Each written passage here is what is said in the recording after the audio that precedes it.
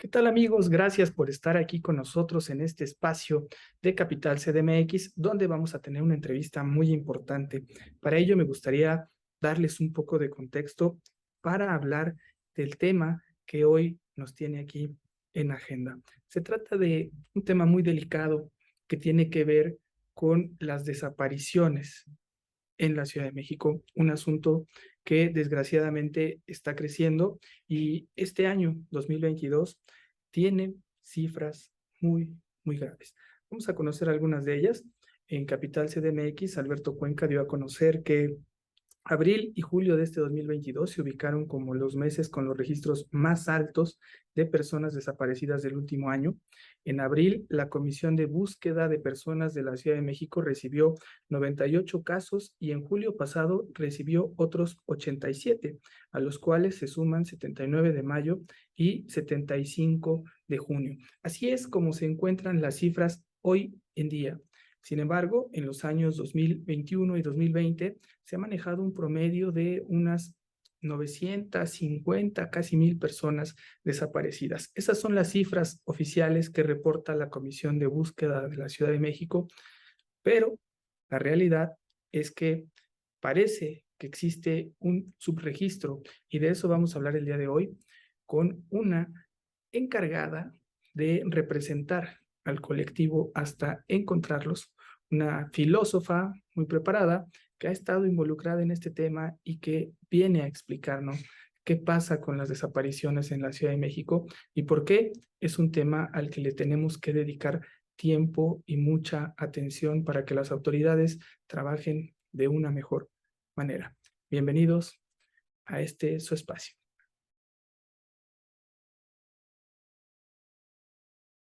¿Qué tal, amigos? Bienvenidos a este espacio de la entrevista aquí en Capital CDMX. El día de hoy tenemos una gran invitada que nos va a hablar de un tema muy delicado y muy importante para debatir aquí en la Ciudad de México. Se trata de Mitzi Elizabeth Robles Rodríguez.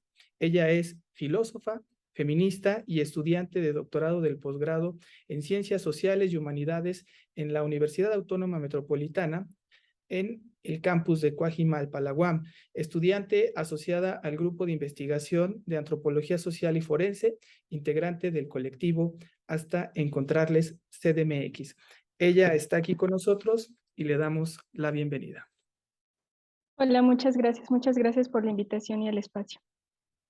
No, al contrario, gracias a ti por estar aquí con nosotros. Lo primero que me gustaría preguntarte es, eh, publicamos la semana pasada un informe que se da a conocer en 2022 de la Comisión de Búsqueda de la Ciudad de México, donde se refiere que que abril y agosto fueron meses donde sube este delito en la Ciudad de México, pero vemos que ustedes tienen otros datos, otras cifras que nos dicen que el problema es más profundo de lo que dicen estas cifras. Ellos hablan aproximadamente de 75, 80 desapariciones por mes. Ellos hablan como de 2,500 desapariciones en el periodo desde que se creó la comisión en 2019 a la fecha, y ustedes hablan de una cifra más amplia de aproximadamente 4,500 personas en esta condición. Entonces, con estos datos de contexto, me gustaría si en un principio nos puedes explicar un poco la labor de Hasta Encontrarle CDMX y poco a poco vamos profundizando en estos contrastes de datos duros sobre el tema. Sí, muchas gracias. Bueno, pues yo soy integrante del colectivo Hasta Encontrarle Ciudad de México. Es un colectivo conformado en su mayoría por familiares de personas desaparecidas en la ciudad, algunas compañeras solidarias que acompañamos los procesos de investigación y búsqueda. El colectivo se conforma en el año 2018, cuando todavía en la Ciudad de México no teníamos una fiscalía especializada en materia de desaparición, ni tampoco una comisión de búsqueda local, ni una comisión de víctimas. El colectivo desde el 2018 justamente enfocó su trabajo, además de llevar a cabo los procesos de investigación y búsqueda, justamente en exigir, en demandar que se crearan las instituciones necesarias justamente para dar respuesta inmediata a la problemática de desaparición, que en el 2018 pues honestamente todavía no estaba pues en la voz pública, ¿no? al transcurrir de estos 4 años que en la Ciudad de México se ha ido perfilando el problema en gran medida por la lucha de las familias de personas desaparecidas de esta ciudad. Ok, entonces, así es como empieza a partir de la ley. Entendemos que también un tiempo estuvo acéfala la comisión de búsqueda. Ahorita ya tiene un titular, pero ¿cómo ha sido este trabajo ya institucional con la comisión para que se pudiera ir reconociendo el problema? Sí, pues para nosotros siempre fue muy importante que estuvieran, que se crearan las instituciones especializadas en materia de desaparición, porque antes de que estuvieran estas instituciones y de que no tuviéramos una legislación en la materia, tanto a nivel local como a nivel nacional, pues obviamente el problema de desaparición no figuraba porque se tipificaba muy probablemente de otra manera, ¿no? Podría ser por ejemplo, tipificado como secuestro, que era como lo más común cuando no teníamos una legislación que hablar específicamente del problema de desaparición. Sin embargo, las familias siempre hemos dicho en este trabajo conjunto que no basta con crear las instituciones, que es muy importante que se les dé el fortalecimiento institucional que tiene que ver en gran medida con contar con todos los insumos materiales humanos que permitan justamente dar respuesta inmediata al problema, pero también tener al personal capacitado, especialista y sensible ante la problemática, algo que pues a la fecha no hemos tenido. La Fiscalía la Fiscalía Especializada se crea en el primer tercio del año 2019. La Comisión de Búsqueda Local se crea a mediados del año 2019 y a la fecha la realidad es que no nos hemos encontrado con instituciones ni con personal capacitado para responder a la emergencia que estamos viviendo en la capital. Me gustaría que nos dieras un poco de contexto, porque mucha gente quizá no lo entiende, ¿no? Por lo que decías, que antes se tipificaba de otra manera el delito, otros lo pueden llegar a confundir con desaparición forzada. Tú nos dirás ahorita cómo se vincula y cómo queda definido en esta nueva ley. Es el problema de las desapariciones, entiendo aquí en México, sobre todo en América Latina, empezó a cobrar auge en la década de los 70 del siglo pasado y ahora es otro tipo de desaparición la que se está viviendo. ¿Qué es lo que ha pasado o cómo lo podemos explicar a la ciudadanía que quizá no entiende? ¿No lo ven así? A veces ven estas alertas que suceden al día y no entienden si se trata solo de una simple desaparición de una persona que se extravía a cuestiones ya más delicadas o graves que puedan tener otros motivos. Sí, mira, dos cosas. Precisamente lo que estamos viviendo en una época contemporánea es la generalización del problema de desaparición. Hablamos de un problema generalizado de desaparición. A diferencia, por ejemplo, de las desapariciones forzadas que ocurrieron en la década de los 70, que se hablaba de la desaparición como un fenómeno sistemático, es decir, que se puede identificar las razones, los fines, de manera muy clara de por qué se desaparecían a las personas. Había digamos, sabíamos quiénes eran las víctimas específicamente, ¿no? Y quiénes eran los victimarios, ¿no? En ese caso, o sea, por eso se hablaba de algo sistemático, porque Se hablaba mucho de agentes del Estado, ¿no? Como era exactamente. motivos políticos y era agentes del Estado contra quizá opositores, grupos políticos, movimientos, Exactamente. nada O más. sea, y había modos operandis muy específicos. En la época actual decimos que tenemos un problema generalizado porque ya no están tan identificados ni los modos operandis, ni las víctimas, ni los victimarios, ni tampoco las razones que se esconden detrás de la desaparición. La desaparición de una persona es tal si se presume que ésta puede ser víctima de la comisión de algún delito. ¿Qué delito? Cual sea, que lleve justamente a ocultar a la persona o, en dado caso, si se tratara de un homicidio o un feminicidio, de ocultar el cuerpo de esa persona. Es decir, en la época contemporánea la complejidad del problema es justamente que al vivir en un contexto de muchísima impunidad frente a la multiplicidad de delitos y de violencias, pues entonces se ha instaurado una especie de pedagogía de la desaparición, ¿no? Muy probablemente cualquier delito grave se pueda estar ocultando tras la desaparición de una persona. Y la diversidad de víctimas y de victimarios y de modus operandi son tal que es mucho más difícil justamente identificar y establecer formas para explicar y comprender la problemática. ¿Cómo han identificado ustedes que se vive este fenómeno en la Ciudad de México desde que están trabajando estos temas? Pues nosotros siempre, desde que nos constituimos como colectivo, lo hicimos justamente porque creíamos necesario contrarrestar un poco el discurso que ha habido durante muchos años de que la Ciudad de México es una ciudad de los derechos, una ciudad vanguardia en la defensa de los derechos humanos, porque justamente lo que nosotros empezábamos a ver en el 2018 es que la generación de desaparición se estaba produciendo de tal manera que era muy fácil ya empezar a conocer gente en los contextos más cercanos que hablaban de que tenían un conocido o un familiar que estaba desaparecido, ¿no? Antes de que se tipificara el delito hablábamos de persona no localizada o persona no extraviada, ¿no? Recordemos que en la Ciudad de México teníamos justamente este centro de atención pues especializada para dar cabida a la búsqueda de personas que se consideraban no localizadas o extraviadas y que hoy en día ya no existe, justamente porque no sabíamos que la ausencia, digamos, la ausencia de una persona podía estar relacionada con la comisión de algún delito.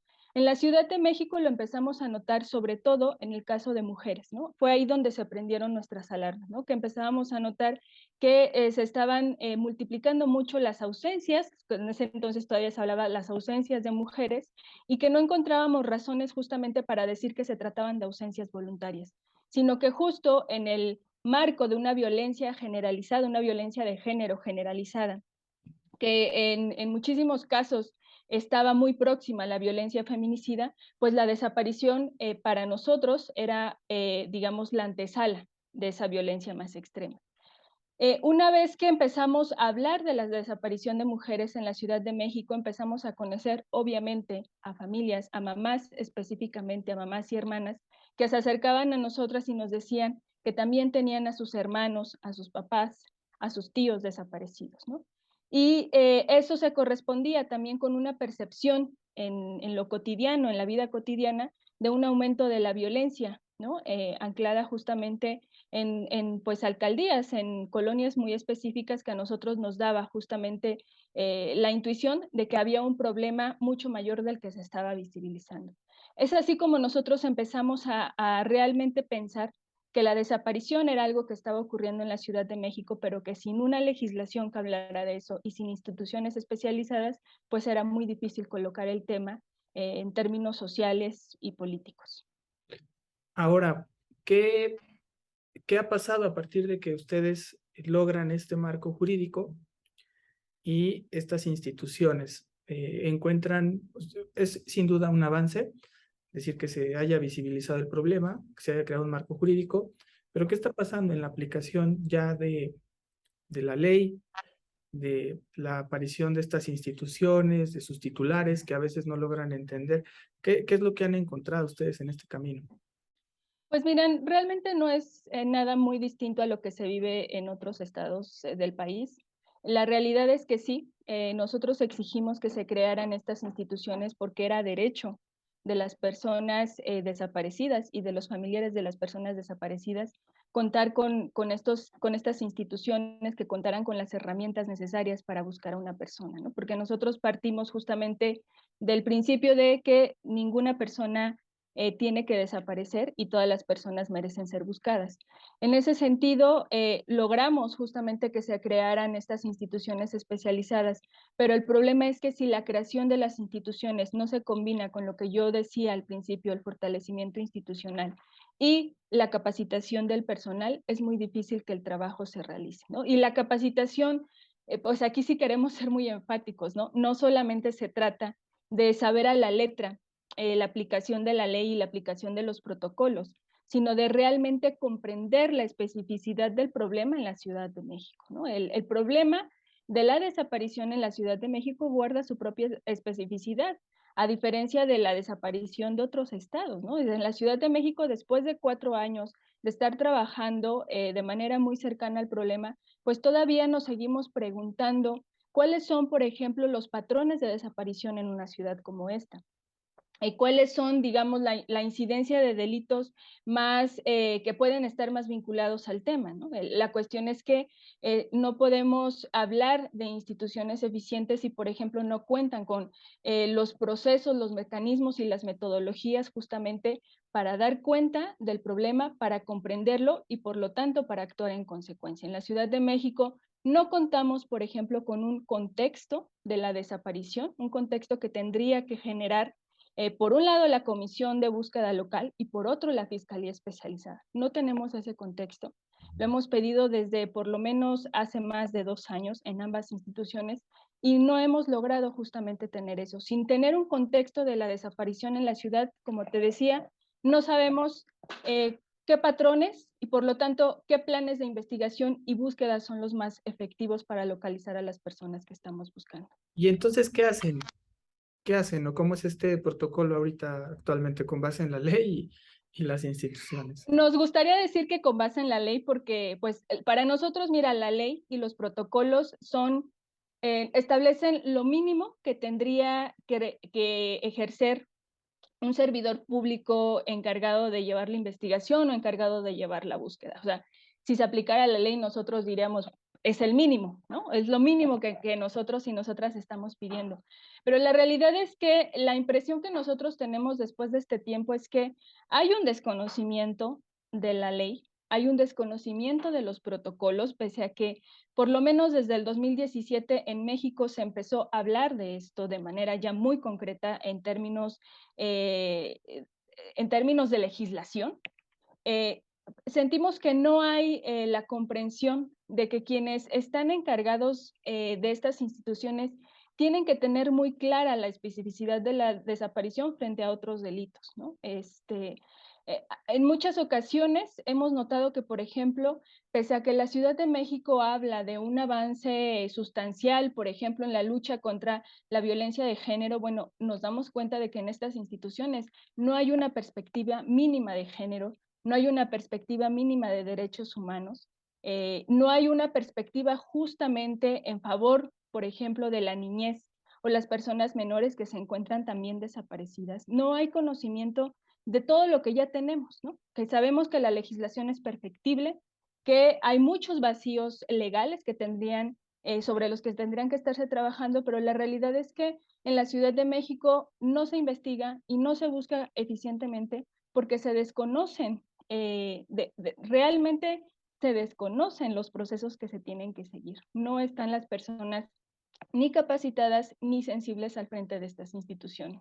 Es decir, ellos solo hacen un registro, o sea, si hoy va una persona y presenta una denuncia por la desaparición de una persona, solo hacen el registro, pero no se profundiza para saber si probablemente detrás hay un agente del Estado, un grupo criminal, un asunto pasional o un asunto incluso de privación ilegal de el secuestro, o sea, no se sabe nada de eso, no hay un registro ahí. No, porque justamente cuando yo digo es que no hay una comprensión, es que, por ejemplo, ya sabemos que en México, y esto tendría que ser hasta cultura institucional, la aplicación del protocolo de búsqueda, por ejemplo, tiene que aplicarse desde el momento en que se levanta la denuncia, ¿no? Y lo que hemos visto en la Ciudad de México es que hay muchísima dilación en la aplicación del protocolo, que no saben cómo desarrollar, por ejemplo, una búsqueda inmediata. Se sigue estigmatizando a las víctimas. Eso es increíble decirlo en este año, que ya llevamos mucho tiempo en el país buscando personas, pero se sigue estigmatizando a las personas. En el caso de las mujeres, sobre todo las mujeres más jóvenes, es increíble, pero los servidores públicos de estas instituciones siguen con el cliché de que las mujeres se van voluntariamente por alguna razón de sus casas, ¿no?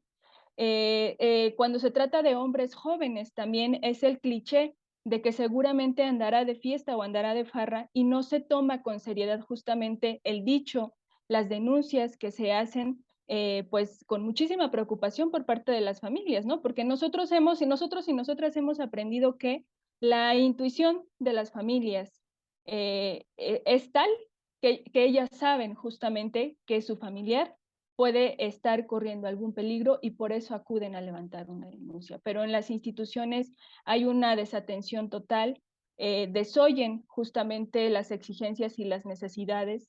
Las investigaciones se dilatan muchísimo, se realizan con muchísimas omisiones y negligencias, y el problema es que si no se aplican los protocolos en las horas que se tienen que aplicar, que si no se desarrollan planes de investigación y búsqueda inmediatos, los casos se convierten en casos bien o mal llamados de larga data.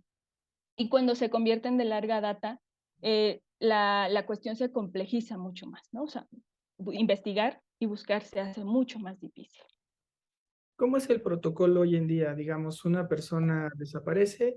Antes tenían un protocolo de que la fiscalía, no había ni siquiera esta fiscalía especializada, sino era la fiscalía o la procuraduría la que decía, pues vamos a esperarnos 24, 48 horas a ver si aparece el familiar. Hoy, ¿cómo es el protocolo y sobre todo cómo debe de actuar una persona que se encuentre, un familiar que se encuentre en una situación tan grave? Ya de entrada, se tiene que tomar la denuncia de manera inmediata por desaparición cuando alguna persona, algún familiar refiere que un ser querido, por alguna razón, no llegó a su casa. La denuncia se tiene que levantar de manera inmediata, es decir, se tiene, así sea esta denuncia en alguna agencia especializada del Ministerio Público, de alguna alcaldía, se tiene que levantar la denuncia por desaparición, y esa denuncia se tiene que remitir de manera inmediata a la Fiscalía Especializada, que es la encargada justamente de activar los protocolos de búsqueda inmediata, ¿no? En Eso es este algo caso que no se hace. son las alertas, en este caso. Exacto, pero por ejemplo, nosotros hemos notado como un patrón muy lamentable es que las personas pues no saben que hay una fiscalía especializada, y lo más común o cotidiano es acudir a una agencia especializada del Ministerio Público en alguna alcaldía. O sea, lo Eh, correcto es ir a la fiscalía especializada.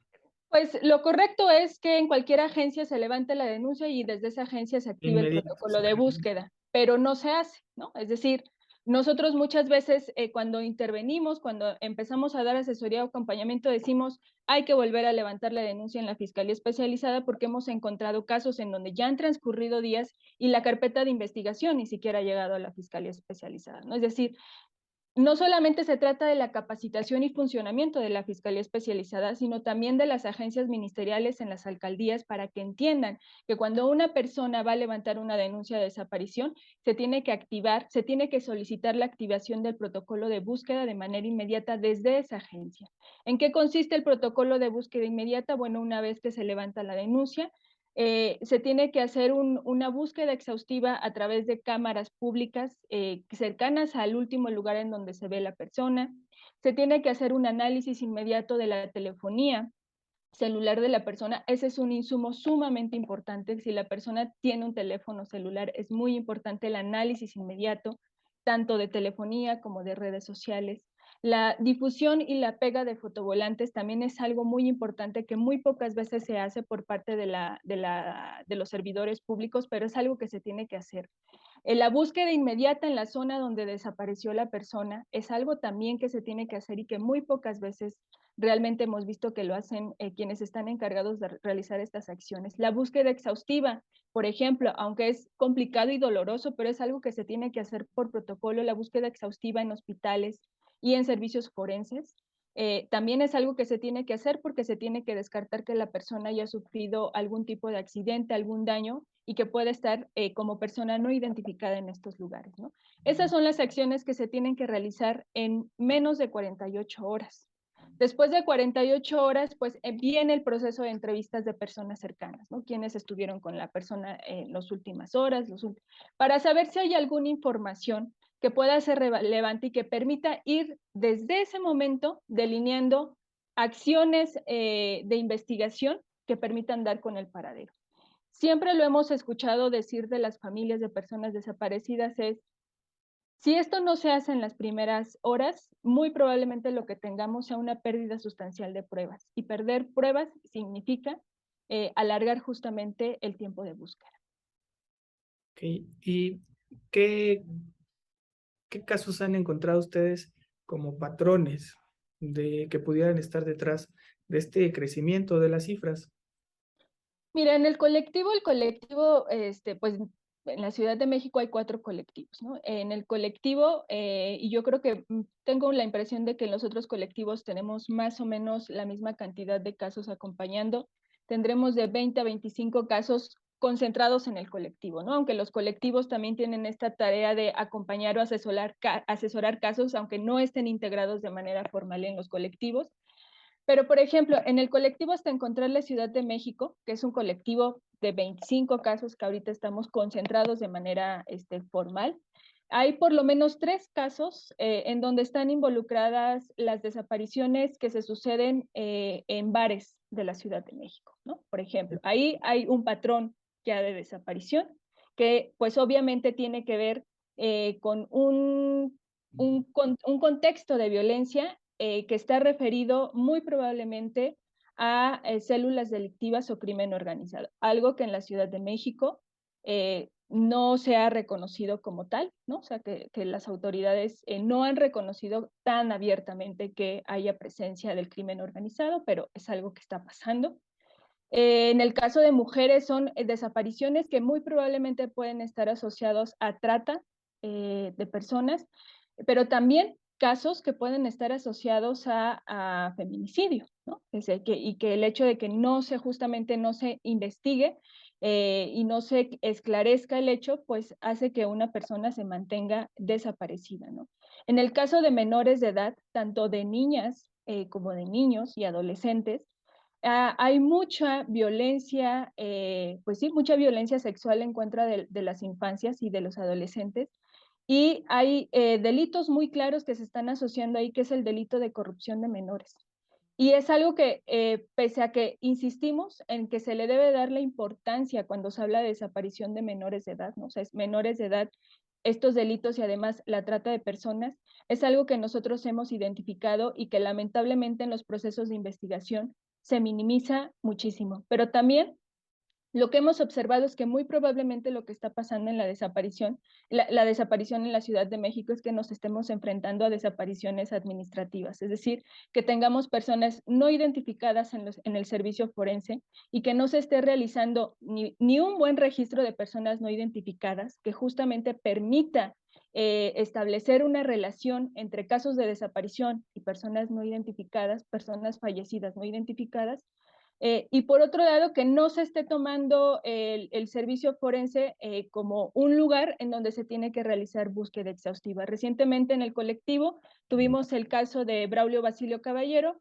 menor desaparecido desde el 2016, en donde la familia estuvo buscando casi 6 años a su hijo menor de 13 años, y hace apenas unos meses pues resultó que el menor se encontraba en el CEMEFO después de casi 6 años, por un mal registro hecho en esta institución y por un mal plan de investigación y búsqueda elaborado tanto por CAPEA en su momento como por la Fiscalía Especializada, ¿no? Entonces, el problema es, por eso yo lo decía, el problema es muy complejo y más en un contexto urbano como es el de la capital.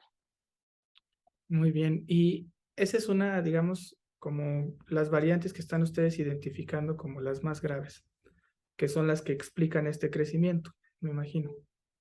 Sí, exactamente. Y que sí, como tú empezabas este momento, eh, em, las cifras que tenemos son completamente diferentes y aquí sí queremos ser muy enfáticos. El problema en la Ciudad de México es que no solo no tenemos un contexto de la desaparición, sino tampoco tenemos cifras en las que podamos confiar, ¿no? Es decir, la comisión de búsqueda tiene un registro, pero es un registro que ellos mismos han reconocido que es incompleto, ¿no? Tampoco sabemos cómo están elaborando este registro.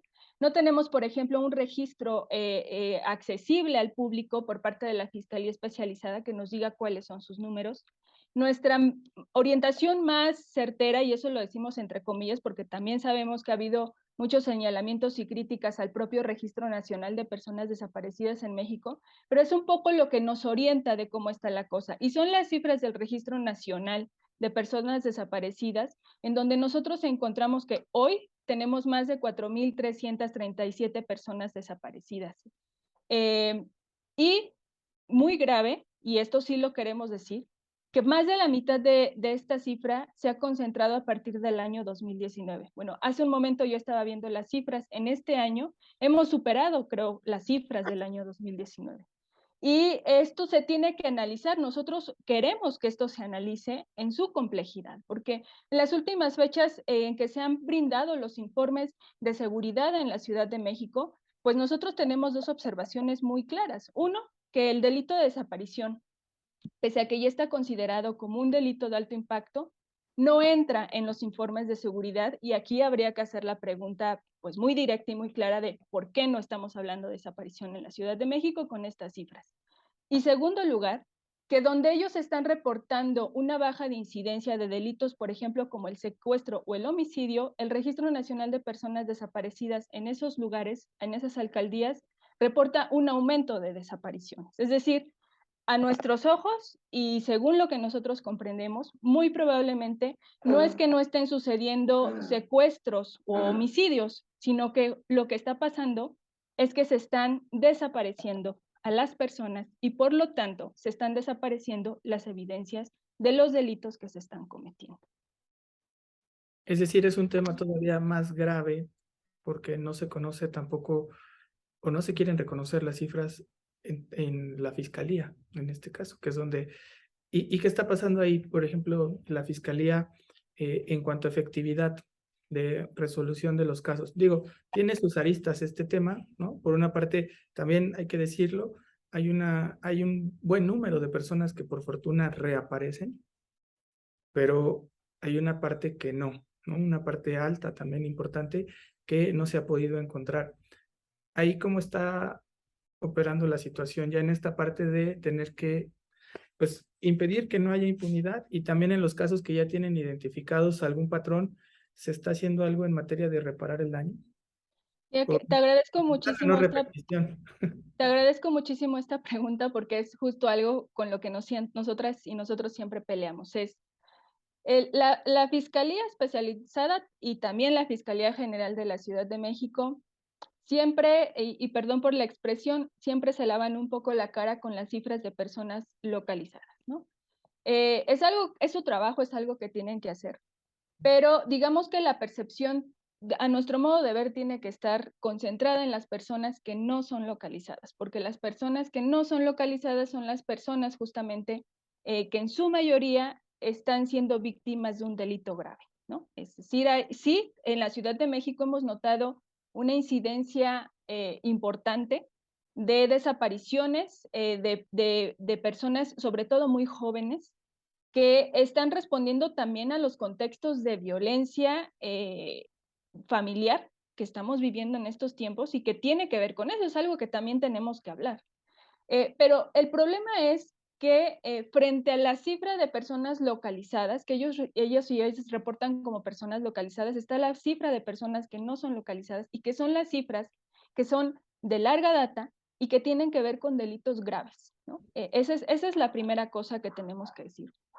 La otra cosa que a mí me gustaría mencionar es justamente que de alguna manera para nosotros no basta simplemente con que nos digan que están procediendo a la investigación. En realidad, la batalla que nosotros hemos dado desde por lo menos el año 2020, que hemos tenido de manera periódica mesas de trabajo tanto con Fiscalía General como con el gobierno de la Ciudad de México, es atender los problemas estructurales de las instituciones. Es decir, realmente dar cuenta de que estas instituciones no tienen procesos ni protocolos de atención. Y si no hay procesos ni protocolos de atención, no hay manera justamente de dar salida al problema. ¿Por qué? Porque de alguna manera no se entiende que la investigación y la búsqueda tiene que ser justamente acorde a los contextos en donde se está suscitando la desaparición. Y para eso tenemos que entender que hay lugares en la Ciudad de México en donde se está desapareciendo gente porque hay delitos muy específicos que se están cometiendo ahí. Por eso insistíamos tanto al principio en el análisis de contexto, pero es algo que no está pasando, es algo que no está pasando y sí, desde nuestra percepción, no solamente es que no se hable de la desaparición, es que no se habla porque pues claro, es un tema política y socialmente muy sensible y que pues seguramente a las personas que están ahorita en el gobierno de la Ciudad de México, pues no les resulta tan conveniente reconocer el ascenso del problema en la ciudad, ¿no? Pero desde nuestro punto de vista es algo que ya no se puede ocultar, es algo que no se puede silenciar y es algo que se tiene que reconocer porque ante lo que estamos es a la pérdida de vidas humanas, o sea, lo que estamos buscando son personas. Y creo que eso ya tendría que decir todo para las autoridades. Claro, oye, pues ya se nos está acabando el tiempo. La verdad es un tema al que creo que le tenemos que dedicar mucho tiempo para visibilizarlo y avanzar en esta agenda donde se puedan encontrar el mejor marco regulatorio y además también la actuación y capacitación de las autoridades. Pero el primer paso creo que es que las autoridades lo quieran reconocer. Por último, ¿dónde los pueden seguir a ustedes? ¿Y qué mensaje darías para concluir esta entrevista? Sí, bueno, nosotros, nuestro primer contacto es la página de Facebook, así nos pueden encontrar hasta encontrarles CDMX, de la misma manera en Twitter e Instagram. Pues la página está ahí dispuesta para pues poder canalizar el apoyo, la ayuda a quien lo necesite. No es necesario formar parte del colectivo, nosotros siempre lo decimos, la ayuda es completamente solidaria.